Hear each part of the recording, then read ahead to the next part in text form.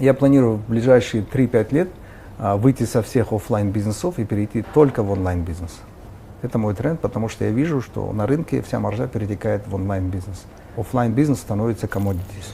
А на commodities не заработаешь? На commodities не заработаешь. Сейчас ты можешь произвести любую вещь, просто дав заказ какому-то заводу за минимальную маржу, он тебе произведет. Сейчас производственных мощностей у человечества очень много.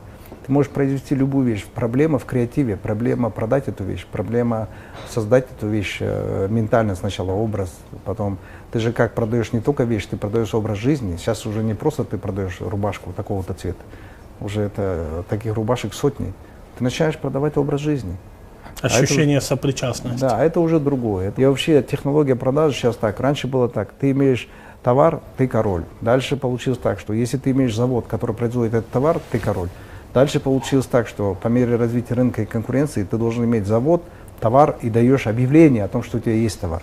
Потом конкуренция растет, ты даешь уже, у тебя есть завод, товар, и ты не объявление даешь, а рекламу, чем твой товар лучше, чем другие. Да, и это уже появляются отделы маркетинга и так далее, дистрибьюция и так далее. А сейчас для того, чтобы продать товар, ты сначала должен захватить внимание аудитории, потом удержать внимание аудитории, потом продать этой аудитории информацию о своем товаре, который состоит из 3 вещей.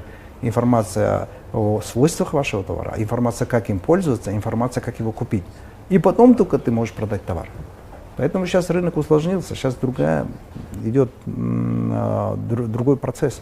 Но и надо, соответственно, под это подстраиваться.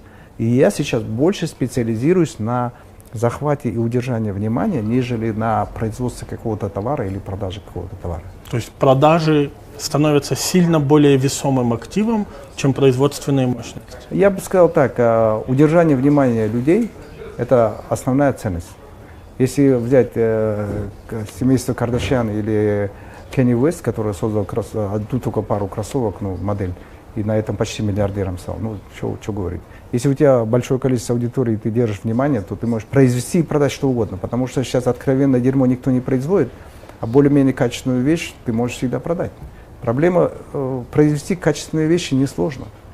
Сложно их продать, а для того, чтобы продать, нужно, я сказал, вот эти стадии: захватить внимание, удержать внимание, продать информацию о товаре.